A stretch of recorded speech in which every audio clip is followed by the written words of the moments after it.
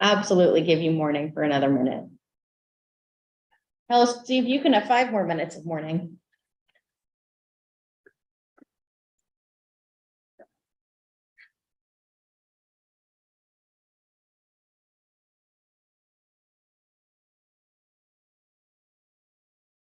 Is Rabbi still in Tallahassee? Rabbi Greg is in Tallahassee, Rabbi Dan is here. And once we hit noon, I will explain what's going on. I'd love for them to make some inroads in Tallahassee. You'd love for what? For them to make some inroads in Tallahassee. Hello. Hello. How you doing? Come take a seat.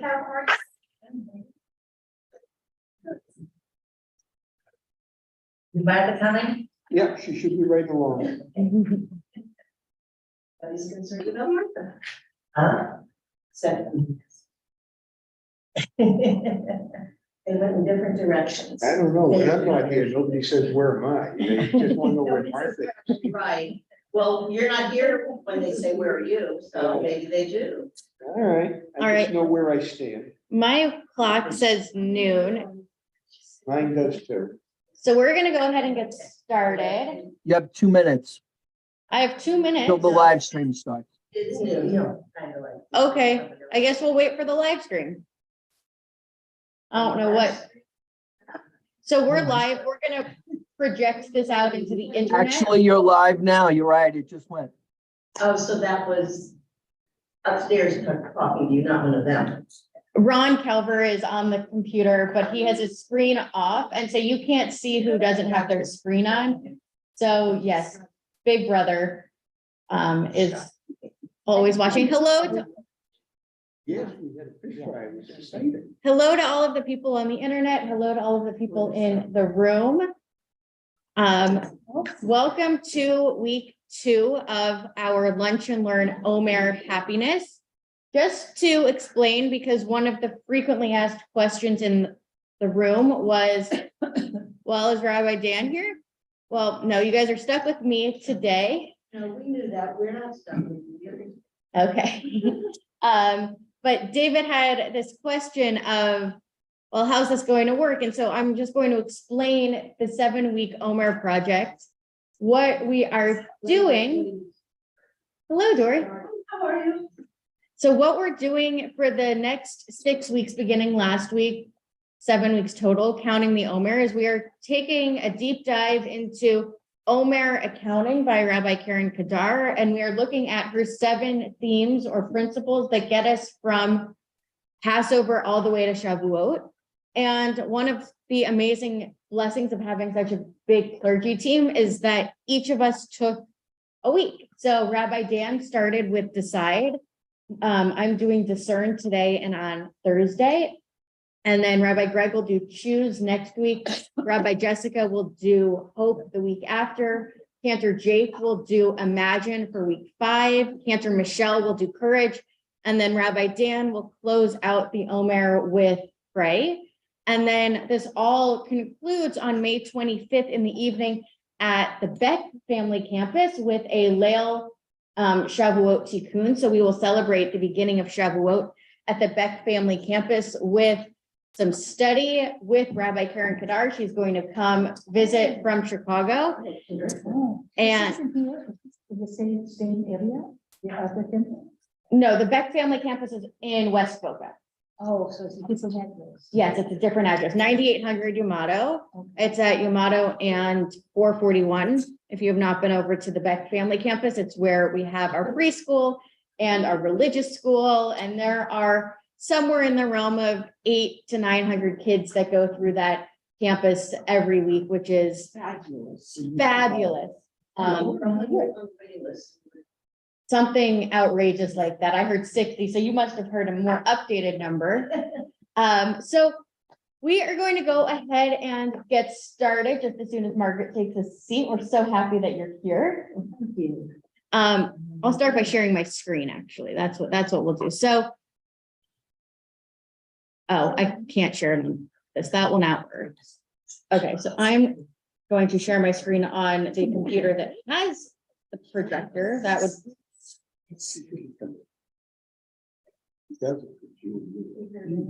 okay, so this week. So that did not do what I wanted it to do. That's okay. We will ignore the top bar that I can't seem to get rid of. I'm apparently a bad millennial.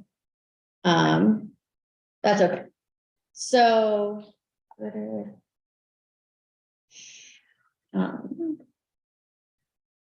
So this week, we are in week number 2, which is discern. And I would love for us to begin just with a little bit of check-in. So what was week 1 like for you? What were sort of, if you think back to this time last week with Rabbi Dan, or if you looked at the email with all of the prompts and different passages and questions to think about, to refresh your memory, week 1 was decide. So was there something specific that you decided? Was there a text or a question or a moment in lunch and learn, or a moment in the Thursday night happiness, or just a moment in your week that really resonated with you? Well, I felt that I needed something like this, and Hashem just provided it, and so I feel very so privileged to absorb it all. And I read the decide, and I had already decided that there was going to be a different Shema that I was going to take.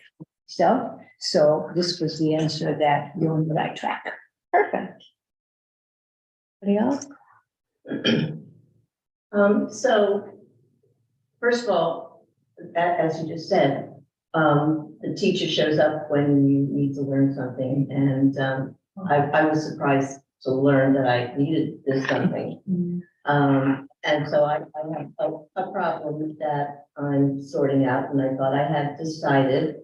And when I called my girlfriend to explain this problem to her, she said, you know, sometimes you just need to discern the different aspects of it. And I went, what? She doesn't know that this week was discern. And I thought, wow, out of all the words she used to choose, that was pretty interesting. So now I'm reassessing my decision, and I'm discerning parts of it to see whether it's really the right decision. And meanwhile, I'm in torment about it all. So this is good. I'm sorry that you're in torment, but I'm glad that you've found at least one place that'll help you discern. And we're going to get to the fact that discern is perhaps not as common of a word as decide. We'll get there in a couple of moments, actually. Go ahead, Susan. Yeah. I found it very interesting last week when Rabbi was talking about what makes us decide, what allows us to decide, and the good and the I'm listening. positive and the negative. And it was just very, very interesting because it crystallized some of the ideas of why we do certain things. Yep. We have a few more of these Omers. Yeah. I think this is a kind of course.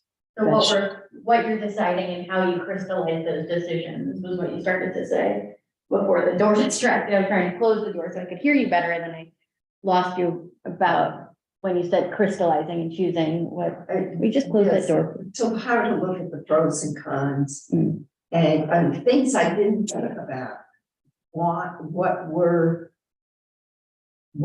some of the reasons why we would choose? And there were ideas that were brought forth that just had never thought about. So it was very interesting.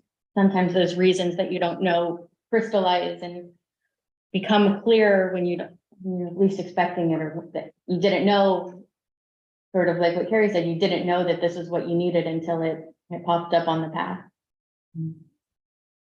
Any other reflections from week Well, I one? had said, I had already made a very large decision before it started.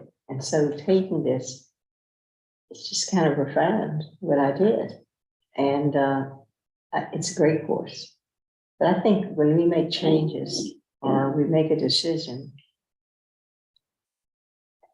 I think there's fear. And you can't have that, you can't courageous or brave or to do something. It's fear. Fear. You have to go over that thing, that mark. Sort of realizing that you have to, once you've made a decision, there are big boulders that you have to then push through. And sort of what you were saying is discerning what is propelling you forward. Like, are you going to let it hold you back, or are you going to persevere? Bless you.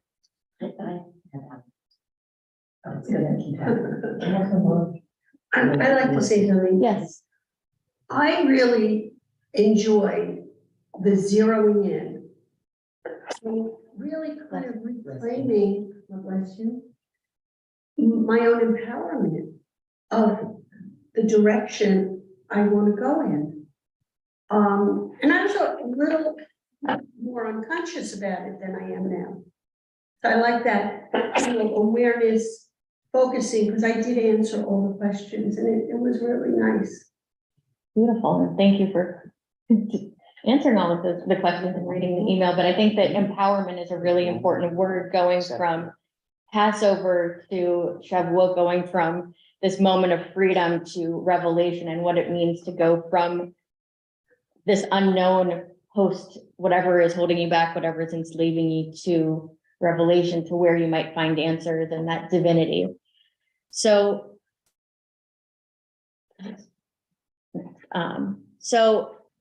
as we said a moment ago, discern is an interesting word. It's not one that is as common as decide or hope or imagine. And so I pulled up what the internet said is the definition of discern. It is to perceive or to recognize something, and it is to distinguish either someone or something with difficulty by sight or with other senses.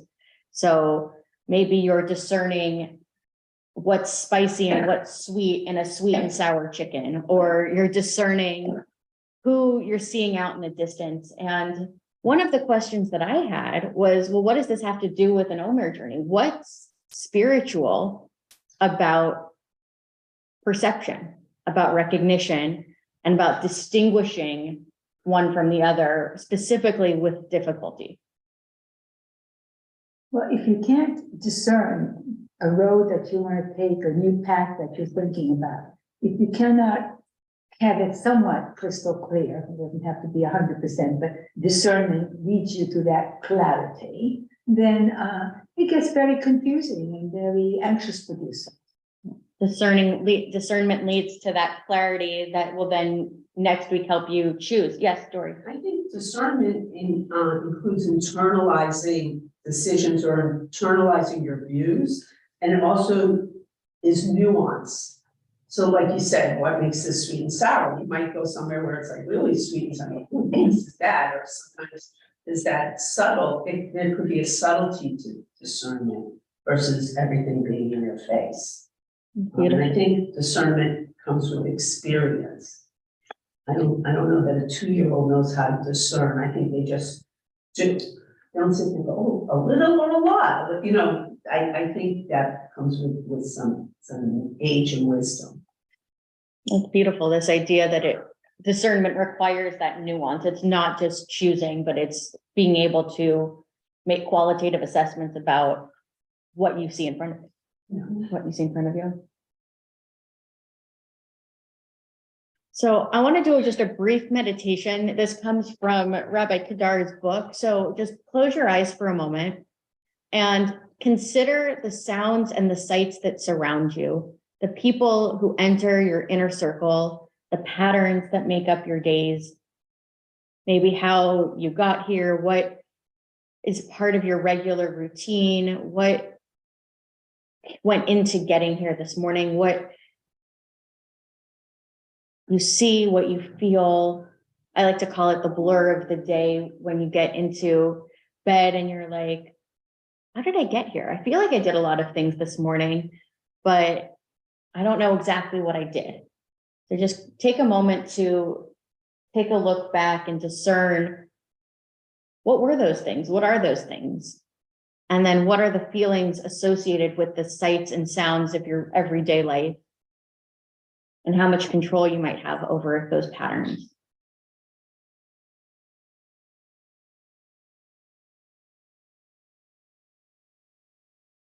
And open your eyes. If there's any reflections that you want to share or anything in your heart that you just want to let sort of sit there for a few minutes.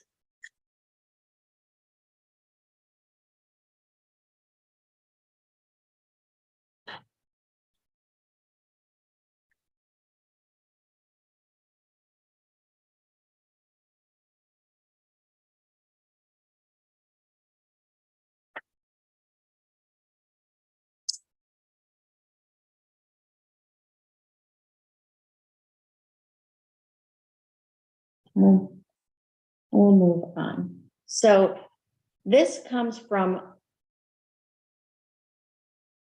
the Institute for Jewish Spirituality. We're always in such a rush. We expect I should say season. You can tell that I type fast sometimes, and spell check doesn't catch when you spell a word that's a real word. We expect a whole season of a show to drop at once so that we can binge it, for food to be fast, for pages to load immediately. I mean, how many times do we click refresh because we get that little circle of doom? For kids to grow up already, even peace now. Does anything human actually happen that way? So why should anything divine? And then the Institute for Jewish Spirituality continues, cultivating patience is a virtue. It requires the capacity to remain present and focus on what is actually happening, to notice those subtle changes, to be prepared for when transformation actually occurs. So when we go through the rush of a daily routine, when we're rushing to make coffee, sometimes my mom and I talk about how we need coffee to make coffee in the morning.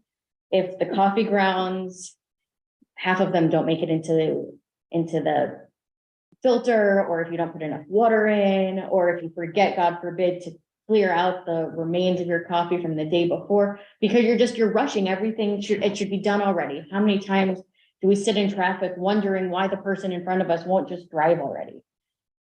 And one of the things that the Institute for Jewish Spirituality reminds us here is that discernment actually unfolds in God's time, and that we need to take that step back. We need to slow down so that we can see what's happening. That if we're patient, if we're paying attention, the car in front of us will eventually move. Maybe they zoned out for a moment. Maybe they saw something that we couldn't see from the car, from their vantage point. But when we slow down and we say, my food should take another 15 minutes to cook and the chicken will be better. Or when we say, maybe there's a reason why the internet is slowing down. Maybe, I'm going to breathe through it. We're allowing for that discernment to happen because we're giving ourselves the patience to be willing to see what might not have been right in front of us a few moments before. So when looking around in your meditation, when considering the patterns and the behaviors of your life and the sights and the sounds, what was important to you? What's important to you about your daily routine or about how you fill your days? What's important for the day? Within your day, in your daily routine, what's important when you went through thinking about the sights and the sounds and behaviors and what you did to get here? What was important? For me, the people in my life. The people in your life. And and some of them right in this room that I had met from the classes we took.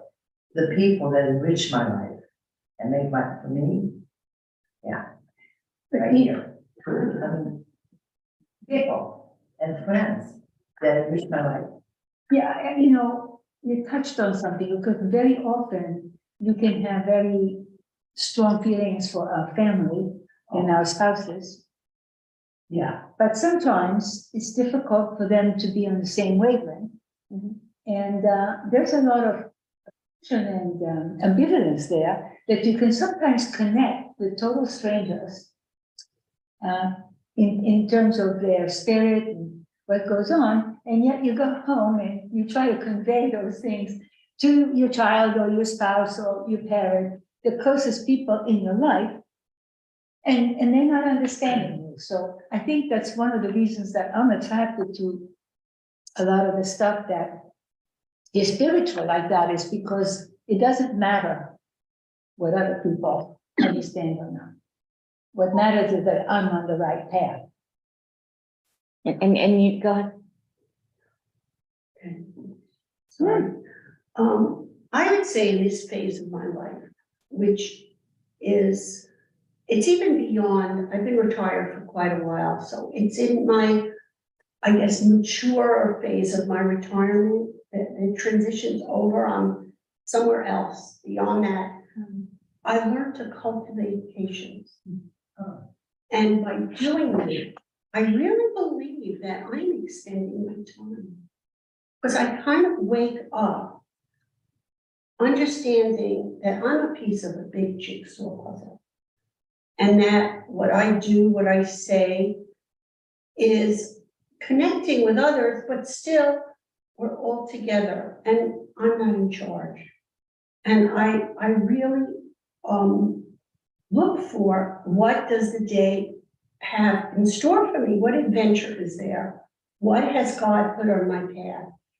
Because one of the questions that we asked at the end of the last group was, what am I waiting for? You know, what am I waiting for? I'm such a proactive person that I've taken a step back. Now I say, no, I'm a piece of that puzzle. What does God, what does the universe have in store for me today? And I'm being patient about that. And recognizing being part of something bigger, you can see like the forest and the trees, or the trees, you can see the micro and you can see the forest and the macro. And you can start to discern what's important in your little piece of the jigsaw puzzle and how that sort of fits within the larger picture, that perhaps with your family and your kids and your grandkids and the world at large, you're trying to fit in and making it more holy for you, or at least slower for you, so you can appreciate and enjoy it all. And just like what Sylvie said, I'm learning to appreciate what is on my path. I'm not creating this checklist list. So I'm kind of, you know, going with the flow. And by moving the to-do list to the side, you've already discerned what's important, because it's what's appearing in front of you. It's who's appearing in front of you. I like that a lot. I see, That's good. let me. I What can. is the comment? So Phil said, and I'm gonna close it on here because I can read it. Phil, I'm gonna read what you wrote. He said, I live over by the beach. Lately, the bridges have not been open on the schedule that they are supposed to be.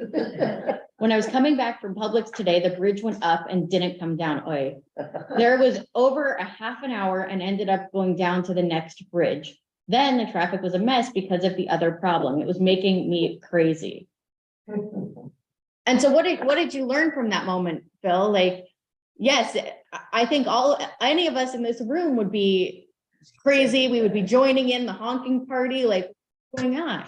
But through this conversation, what's the new perspective? Is there new thought on how to look at those 30 minutes of sitting in your car waiting for air to dry? Yeah.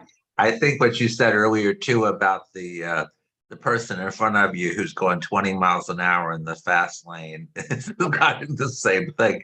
And in that case, and I probably do dumb things, like I go around them when I shouldn't. I'm not like some of those crazy 95 drivers, but it does make me, and I get more agitated and more agitated and more agitated. And when you think about the overall scheme of things, it's not really that important that I be home. I wanted to be to make lunch, so I would have lunch before we start and all that kind of whole thing. But when you try to calm down and think, what are you carrying on for? Which I'm good at carrying on anyway. But you know, because I Yeah, get, you know, I'm a I high think that- anxiety person. I think that's exactly it, that when we're in the car, when we're waiting for the bridge to drop, or when we're waiting for the car to finally stop going 20 miles under the speed limit, when we want him to actually go or her go at the speed limit, because we think that those 5 minutes are going to get us a little bit closer. I think exactly what you said, that like getting home when I got home, it's okay. Like lunch happened. You were able to recognize that in that moment, the urgency was internal as opposed to external. Like, and so Yeah. when you're able to say that the internal, like, okay, I can separate, I can say, I got home safely. I have food on that I can make into lunch. Like, those are the important things. Yeah, The and I extra think 30 al- minutes, it's okay. also they were saying that we're not going to be able to buy gasoline because there's the shortage here because of and we had those terrible rainstorms. They couldn't deliver the gas. So I was already anticipating getting to the gas station and having it closed after all this. It had happened before. So it rolls like a snowball. It gets bigger and bigger. You know, so P.S. they had gas. So, but I was already sure that they would. I went to about 10 different gas stations yesterday, so I can assure you that there is a gas, it was a circus, but one of the things that I learned from it, and that, you know, in the moment, you're like, really, I'm paying $4.10 a gallon for gas. This is more expensive than it is in the Northeast right now. And then I pumped the gas, I filled up my car. It was a little bit more expensive than it would have been last week. And what I discerned from it, because we've been doing all this work on discernment, is, okay, let's say it's 50 cents more a gallon than it was last week. And I put in 14 gallons in my tank because I was near empty. I had, right, exactly, it's $7. And thank God that those $7 aren't life or death for me. And thank God I was able to get to the gas station, you know, when I did, because I was at like 30 miles to empty or something ridiculous. I wasn't trying to do it. I had been driving around town for a day and a half looking for gas, and it wasn't working. So I said, you know, thank God I was able to get gas. I wasn't stranded in the pouring rain without gas. Thank God that these $7 aren't the most important. But when you're driving around, when you're sitting in line to get gas, or when, if you think back to, I mean, this was happening when everybody was prepping for the hurricane, getting the pallets of water, like, it seems like that's the most important thing in that moment. Like, you need to get the water, you need to get the water. And then it's like, okay, was that the most important thing? Like, is that how I need to spend my energy? And one of the things that I really want us to focus on with discern is, what are we discerning on the inside?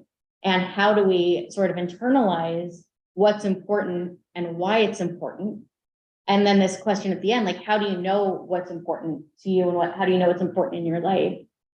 And I think exactly what you guys said, what Sylvie said, and what Carrie said, like, it's the people. That's not, you said that. It was the people, yes. Judith, yes. That's what you said, it was about the people. It's not about the things. It's about who you're interacting with. It's about how you're spending time with your kids and your grandkids and your parents and your friends and the people that bring you joy, like enrichment. Yes. Exactly. And when we can discern the enrichment from like the muck of the day, then that's already a step in the right direction, because otherwise it's so easy to get bogged down and, oh my God, I spent 30 minutes waiting for the bridge, and that's what I'm going to talk to my friends about today. Like, can you believe it? Instead of, let's talk about this movie that enriched my day. Yes, Story. Sometimes you have to be in the right place to have the graciousness to get the discernment. Yeah.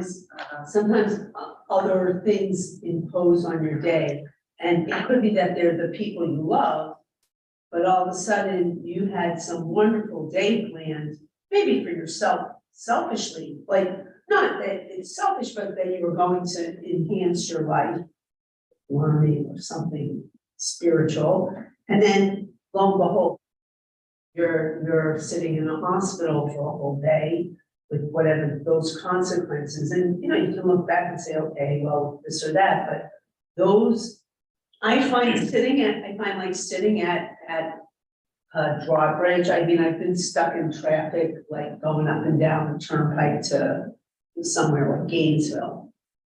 So I find the thing like with the traffic around here, it is annoying, but I find I can be very patient with that usually. But it's the other stuff that you think you're gonna have a day this way, and I'm gonna say, someone doesn't do their job. You're sitting there correctly, and you're sitting there going, it's giving you an ultimatum, well, what do you want? And you're like, oh, I know what I wanted when I saw it and when I called you, but now you're asking me to go and see it again. And, you know, and those are things that sometimes that's not, it's not where you want it to be, or, you know. Yeah, and I think that that's exactly it. Like when, I think that I definitely don't want people to take discernment away, like take this hour away thinking, oh, it's the happy-go-lucky, it's being gracious, it's being happy, like, because we all know that life isn't always like that. If you end up in a hospital, how do you discern, like, is it looking for what's good? Is it being appreciative of having the right doctor? It maybe, but probably not. Like life is unpredictable. I think that this is part of why we go in this arc. Like it's deciding, it's knowing who you are. It's knowing that it's okay to say, like, if you're in the hospital, if you just got devastating news, if family suddenly can't come in because their flight was canceled or whatever the case may be, it's okay to say, this is really terrible. And it's really terrible because at the core of it, at the heart of it, something that's important fell through or is no longer possible. And through life, I think discernment is being able to recognize that, you know, so my best friend, uncle was going to surprise her dad for his big birthday this weekend, and then his flight got canceled because it was out of Fort Lauderdale. And we were talking about this yesterday, and she said, you know, it really sucked because it was a big birthday for my dad, and thank God he's safe. And you know what? This is an important thing to be upset about, as opposed to, you know, being upset that, you know, the offer fell through on that we placed on a house. You know, like being able to say that not everything has to have that same level of importance.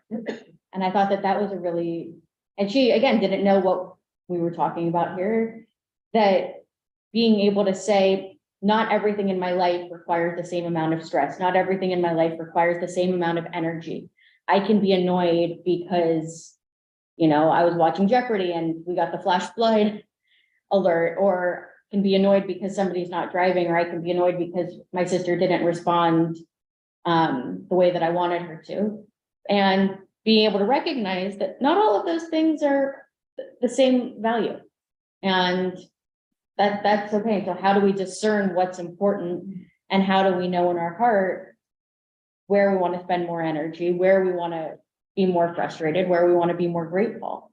I think that that's also part of this discernment, is being able to slow down and not just see the blur of a day and look at everything that we do as equal, but really being able to say, okay, I woke up, how amazing it is that I was able to wake up, and how amazing was it, like, be able to walk the dog and to be able to get to work on time, like, and being able to say, but coming and studying Torah, coming and doing a job that I like, those, that's what's important. You know, like that's a lot more important than being annoyed that my shoes got wet because of the rain. Like, What a beautiful day today. right, exactly. Like being able to say,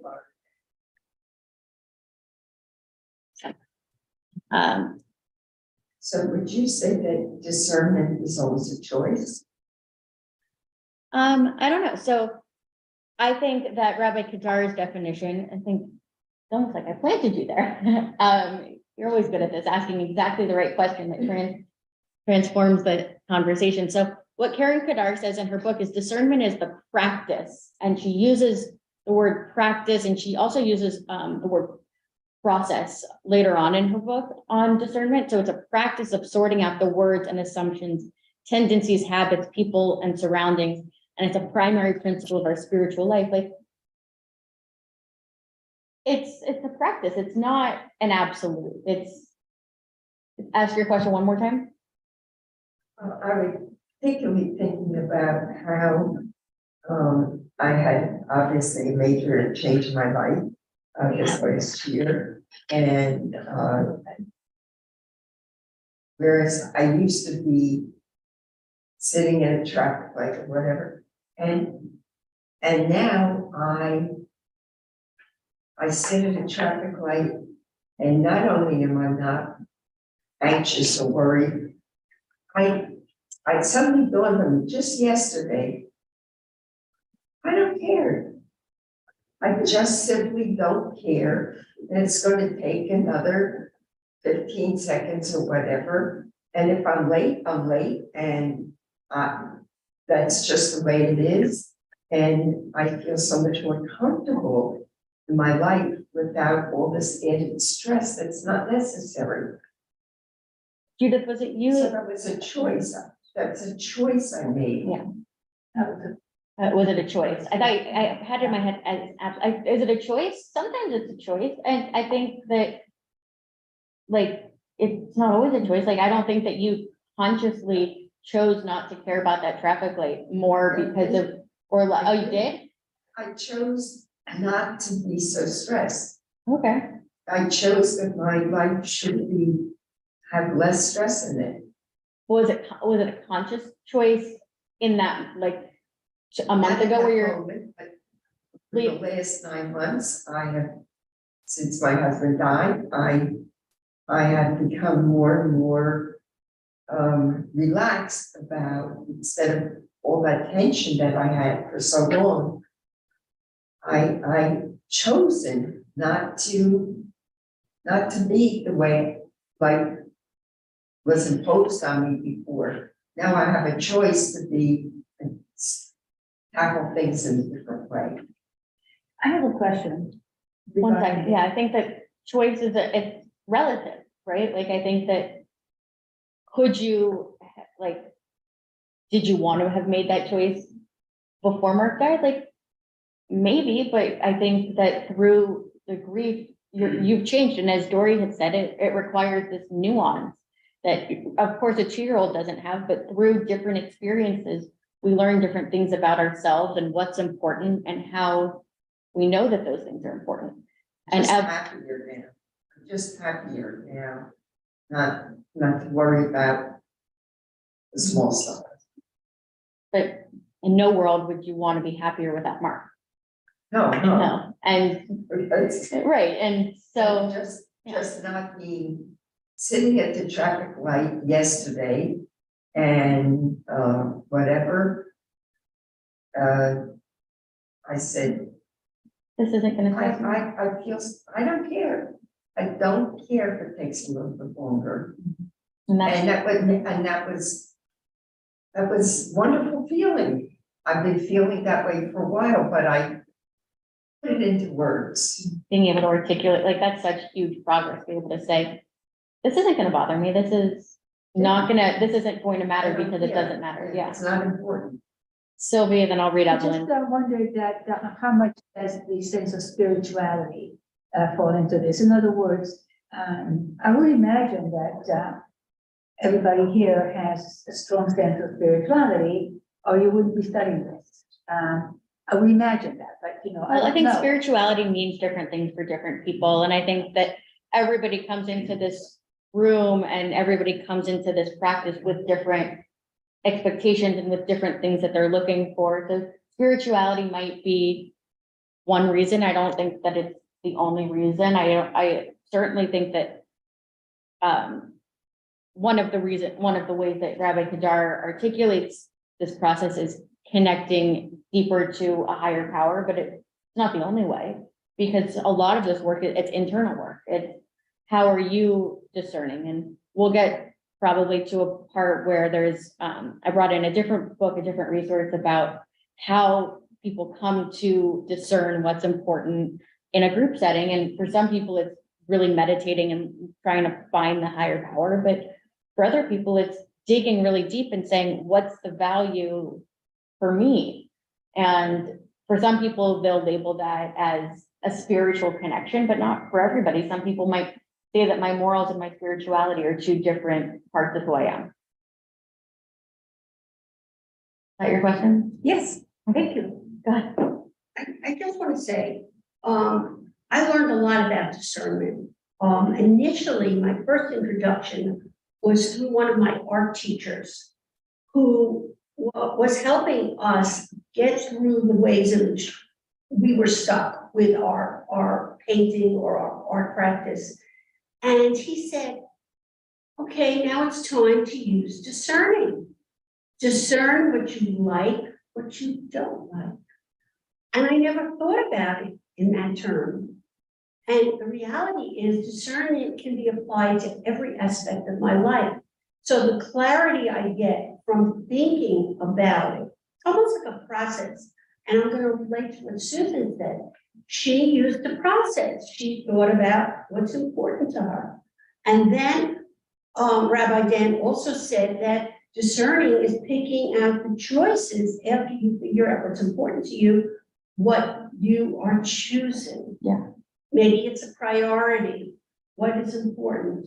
And in many cases, yes, we want peace. We want serenity. We want harmony above maybe wanting to be right. I don't know. So it's the choice and it's a process. And I'm starting to see this. But I wanted to share that discernment can be applied in a lot of ways, in a lot of aspects of our life outside our spirituality as well. Yeah, absolutely. And I think that one of the things that I love about this process is that it's a way of thinking. So it can be taken anywhere from I have a very, very dear friend. He's been a friend since we were literally in diapers. There's a picture of us when we were about 2 years old underneath a Shabbat dinner table. I'm going to his wedding next week.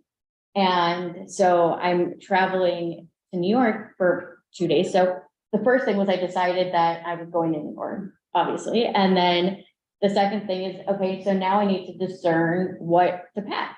And then I need to choose, so what's important, like cocktail attire, how much time, make those discernments and then choose what to pack. And that's a very, very mundane example of sort of going through these steps. And the other side of it is choosing to have a relationship with somebody, whether it's a sibling or a spouse or a friend or a mentor, or even the person at the dry cleaners saying, okay, I'm going to humanize you. I'm going to choose to have a human to human relationship with you. And then discerning what is important in that relationship. And then only then you can choose your words, you can choose your actions, you can choose your responses only after you made that decision. And so really, I think to Sylvia's point, it really can go anywhere from that spiritual, that meta space, all the way down to choosing what to pack for a trip. Yeah. So when you're talking about packing, you're really deciding. What's the difference between deciding and discernment? So I Because talked if about, you're yeah. talking about, oh, which dress should I wear to the wedding and what am I gonna pack? Those are decisions. That's a decision. That's not. So what is discernment? So I actually talked about this in my Shabbat message. I see discernment as, I see discernment as the step before those decisions. It's the Marie Kondo approach of, if you were to go into your closet and I don't know if any of you saw the Netflix special that came out in 2019, she literally said, in order to tidy your house, you pick a room or you pick a drawer and you hold everything in your hand and you say, does this bring you joy? And this is just to decide if it stays in the closet. Does this shirt bring you joy? Yes. Okay. It goes back on the hanger. But even just because it brings you joy, you still need to decide to wear it. You still need to decide if you're comfortable in it, if it fits you. And then you might go down, discerning is saying, is this valuable? Or is this meaningful? So I think in the packing example, it's discerning what is going to be, and this is the most mundane example ever. Am I going to wear a bathing suit? No. So what's appropriate? What will put me into the right headspace, into the right mindset in that environment. And so in a more spiritual example, it's discerning the good from the bad. It's sort of doing that spiritual separation. And in the more mundane, it's, do you wear, like, is it a cocktail attire or is it casual? Like, and sort of making that discernment on what's appropriate and what will feel like. I like to think of discernment almost as the decision in the brain or in the heart before you let your brain make that decision. I think discernment is separation. Discernment is separation, Dory. But now become Floridian, so make sure you bring stuff that will keep you warm. As a Californian before that, so I definitely am planning on, Okay. yes. But it was a mundane example of like really doing that spiritual decision making, like, and like, I think that's what's in your heart before you let your mind make that tangible, if that makes sense. But that's just for me. And one of the things that Rabbi Kadar says is that this isn't dogmatic and it's not monolithic. It does it just because that's how I internalize it does not mean it has to be how you internalize it. Yes. To say, it's one thing to discern or make a choice, especially about something really important. And it's also having the confidence to make the right one.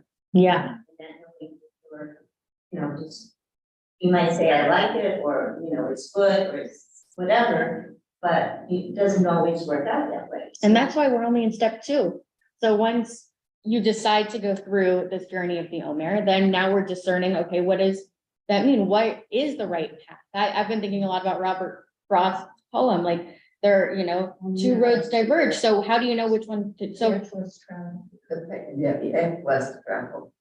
once you make that decision of this is the path for me, then you have to feel confident in it. And then you have to hope that it's the right path. And then you have to imagine where it's going to take you, and you have to have courage to keep going. And then you have to pray that it's the right choice. So I love the way that Rabbi Kadar is taking us on this journey, because you're right. Once you make a decision, you can always go backwards. As Margaret had said a while ago, like sometimes you need the courage to propel forward. Otherwise you're going to hit this hurdle of fear. And if you hit a boulder of fear, it's so easy to boomerang and go back home. And so when you're discerning and choosing what's important, I think that separation really empowers, to go back to that word, you to say, this is a path worth taking. This is a decision worth making. Because if you don't have that discernment, then they say that you can make like 50,000 decisions just if you're renovating a bathroom. It's something, or 10,000 decisions that you make in a day without thinking about it. Are you going to wake up at your first alarm? Are you going to snooze it once? Are you going to snooze it twice? What are you going to wear? Which route are you taking to work? Are you going to stop at the drugstore before? Are you going to stop at the drugstore? Like all of these little things, but you can't let that get to bog you down. And by discerning, you're recognizing, okay, these are the important things of my life. It is important to me that I call my grandmother. It's important to develop, to continue to nurture that relationship. It's important to study. It's important to make sure that I prioritize X over Y. It's important, like whatever the case may be for you. And as Evelyn said, and I'm sorry that it's taken me so long, but I think it's a perfect moment. Evelyn says modani helps to control the start of every day. So choosing how you start the day is discerning a holy decision to say, at the very, very least, I'm going to start with joy. I'm going to start with gratitude. And one of the most fascinating parts about Marie Kondo's story is that she was like the queen of tidying. And then in 2021, she had a third child. And she's like, my house is a mess. It's not clean anymore. And you know what? That's okay. And so now what does she do? She helps people find joy and to spark that joy in other parts of their life. So there's the external tidying of your kitchen or of your closet. And then there's the internal, like saying, I have 10,000 decisions that I'm going to make today. Or I have a laundry list of things on my to-do list, but putting that to-do list aside for a moment, what are 5 minutes or 45 minutes that I'm going to do for myself? What are the 5 minutes that I'm going to do that are going to bring me that purpose and joy in the day, even if it's only 5 minutes in a 24-hour period? Is it reading a chapter from a book? Is it making sure to exercise? Is it making sure to call somebody? It's sort of having that discernment to say, in the sea of decisions, in the sea of the day of all of these things we have to do, it was just taxes, and like, you had to do your taxes, and you have to go to the grocery store, but somewhere in there you can find 5 minutes to call somebody you love or to do a mindfulness exercise. And that's, I think, the biggest lesson that I learned from Marie Kondo is that, yes, does this dress spark joy? Does this t-shirt spark joy? Does this pot spark joy? Do I need it? Have I used it? My house can be totally clean, but that's not always what joy is, and not always what those important things are. And so having the ability to discern what's important in your kitchen is one thing, but having that ability to discern what's inside, that's a lot more important. So where to begin? Oh my goodness, we are really not going to get to, it's been a great conversation, but so where to begin? So this is one of the prompts that's in the email. Rabbi Rami Shapiro says, we often say the right thing and then find ourselves resenting having to do the right thing. Talk is cheap, however, our behavior is what truly defines us. Listen carefully to your speech, say only what you mean, and do everything that you say. This requires you to slow down your normal pace of communication. So often we talk just to talk. So ask yourself 3 questions before you speak. Is it true? Is it kind? Is it necessary? And I thought that these were 3 really important questions of internal discernment when we're thinking about what to say, when we're thinking about what is important for us to do in that internal work that we're doing. These are Rabbi Rami Shapiro's 3 questions, but you can make up your own questions in discernment when you're discerning what you're going to say or how you're going to behave or what you want to keep doing. When you're discerning what's important, maybe you have a question. Is this that helps you guide you on your path? So these are her 3. Is it true? Is it kind? Is it necessary? And how we speak. And I think that we all have our own questions when we discern what parts of our life are important, and more than that, why they're important. And in Genesis, God formed the human with dust from the earth. God blew into the human's nostrils a soul full of life, and then humans became a vital soul. So then what Rashi said is that being a vital soul means having speech and understanding, distinguishing people from the other animals that God had already created. So there's this idea that when we think about what we're saying, when we think about how we're acting, Rashi, if we go back all the way to the book of Genesis, reminds us that that's what makes us human. Having that ability to discern and the ability to reason, that makes us who we are.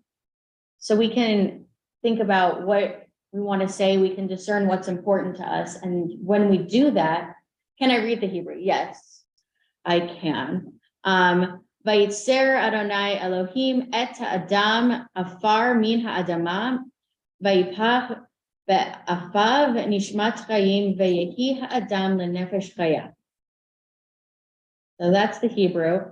And it's this idea that this is what makes us human, this ability to discern. So we've decided to go on this journey. We've decided to find something that's a better version of ourselves in now 6 weeks than where we were a week ago when we started Pesach.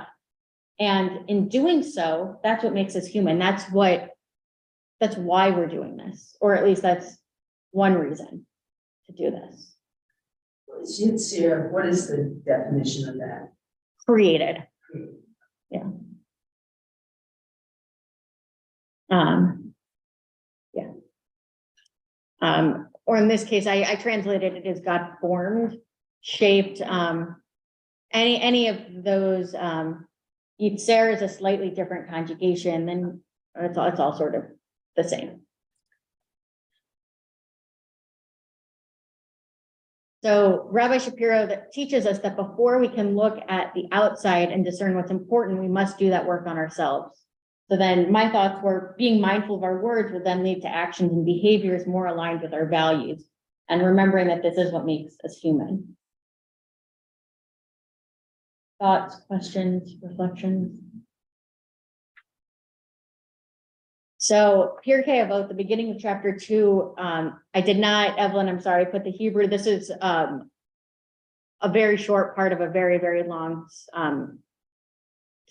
basically sentence of Pirkei Avot. Rabbi said, which is the straight path that a person should choose for themselves? One which is an honor to the person adopting it, and on account of which honor accrues to them from others. So how do you decide which is the path to take? Is it the less traveled one? Is it the more traveled one? Is it your path? Is it a path unknown? Is it the light path? Is it the crooked path? Is it the straight path? Whatever the right path is for you, how do you know? And then how do you decide that that's the path? And one of the things that the rabbi says in Pirkei Avot is one which is an honor to the person adopting it, and which will give them honor to others. So in recognizing our humanity and in recognizing our ability to discern, that gives us the opportunity to think about all of our decisions in terms of how they're going to honor ourselves and how they will honor others. But, you know, I have a son who tends to be very victimized all the time. Mhm. And so I'm wondering, you know, such a study of this pretty much takes away that urge, you know, to be constantly feeling victimized, because it gives you control, right? In the decision, because you're making that, right? It's remembering your autonomy. It's going back to that empowered word. Yeah. And recognizing your empowerment. But some people are really have different, everybody has different struggles, and everybody's going on this journey for a different thing. Everybody's going through something, and everybody's trying to get something different out of this. But that's his choice. His choice is to be a victim. I don't think so. I think that he does not have enough opportunity to study this sort of thing to realize that, you know, I don't think so. I mean, this is not a child, this is a 6-year-old man, you know, but there are other people, and this is just an example. There are other people who walk around and it's everything is, I didn't do anything. You know, it's their fault, you know, and this kind of But work. that's how he's discerning light. This is how he victim. That's his choice. And step 1 is holding that responsibility for yourself, that you have the ability to go on this journey. I think, Dory. I was gonna say, as a physical therapist, I have a lot of patients who are parents, and it's funny because you'll have the same or 2 different or 3 different children, and one is, it's not always that they're doing so much better, like that one is so doing great, you know, either financially or family, and then there's one that's, let's say, the victim, and you can sit there and wow, you know, I'm the victim, and there are times where sometimes the circumstances, you're not the victim, but things are being put on you, and you're the responsible one. So, but there are times where someone has to go to the root of wherever their root is and say, you know, very basic, do I have food? Do I have health insurance? Do I have this? Do I have that? Okay, my relationship with my wife, my kids, whatever, maybe isn't where I want it to be. How do I change that? Or maybe you can't change that, but it's very hard to play victim all the time. And believe me, there are times where I've been like, oh, this is really bad. And I'm feeling, I'm not gonna call it victim, but you sit there, go, everything's on my plate. How do I get it off my plate? So I think sometimes it's very hard as a parent, because no kid wants to listen to their parent. If you weren't here, but your son was sitting here, he'd be figuring this out. But it's very hard because no child wants to listen to their parent. And when you see your child's hurting, they don't necessarily want to get the advice from you, even though you're probably seeing it exactly clearly. And I think that one of the most important parts of this work that we're doing in these 7 weeks is that it's internal work. It's not deciding what to pack. It's not deciding, it's not making it's the internal spiritual work. And it's, everybody has to first decide that they want to go on this path for themselves. We can't force this on anybody else. And once you make that decision, then you can sort of work through these steps and do that. But for everybody in this room and everybody that's doing this, it's a personal journey. And you have to want that depth in your own experience. Carrie, go ahead. So, I want to go back to this, in quotes, always a victim. So I think that might also go back to that dent that we talked about last week. So obviously I don't know your son and I don't know what he's feeling victimized about, but to me, it sounds like there might have been certain things in his life that propelled him to just have that outlook on life. There are people where the glass is half full, and there are people where the glass is half empty all the time. And spirituality is not necessarily going to change it. Your desire to help him is not necessarily going to change him. It might just be who he is because of the 60 years behind him that are propelling that. And But I think spirituality is at the core. really, I think, I mean, in general, I think the work that we're doing here, we're examining, we're learning, we're making that effort, and I don't think I'm in here because of spirituality. I think I'm in here just because I see a need to further my knowledge in life and about myself, view myself in a more enlightened way.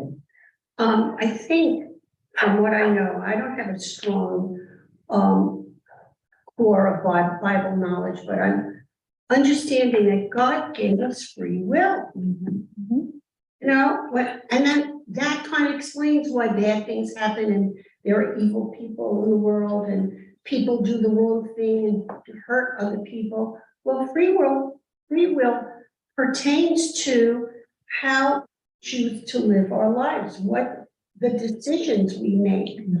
And there are people that decide they will not take responsibility. And it's just a pattern that is learned in behavior of people blaming other people, which for whatever happened, people walk around and say, oh, I have bad luck, I have bad luck.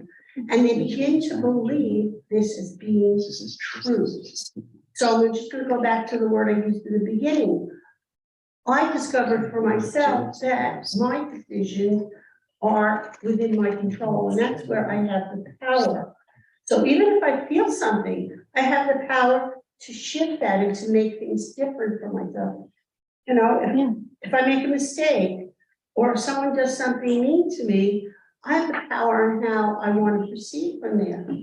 Empowerment. Dory, I'm gonna give you the last word because we're over time. I was just gonna say the half full or half empty. I was using that example with someone and someone said, because I was saying certain things that aren't the way they were, let's say 5 years ago. And the person said to me, Dory, you need to manage your expectations.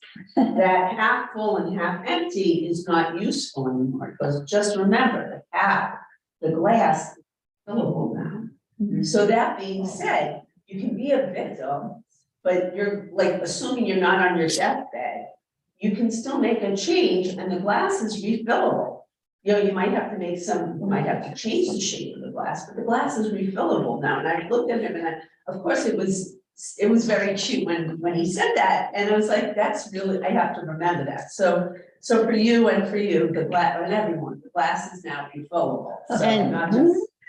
And If you decide to go get the refill, you have to get up and get it. You need to refill it, or if you want to stay stuck in, I'm just that person. Yeah. but It's always gonna be a problem. I want to end with the reminder that using your metaphor, Dory, that everybody has their own glass, and going through a process like this, or even going through a process of recognizing that glass is always refillable, is only work that you can do internally, and we don't have the control to fix or to help other people, except to guide them to opportunities like this. So thank you all so much for joining us. And on Thursday at 7 o'clock, there is a 20-minute Zoom that is a continuation of Discern. And then on Friday, we will have a Shabbat message on shoes and choice. That's right, it's a conflict. It is a conflict. So, We have that, I got a thing on the rec committee,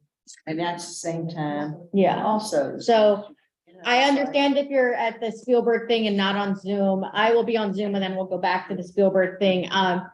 And I will see you all soon regardless. Yes, we know that there's conflict in time, and we understand that, but there's only so many hours in a day.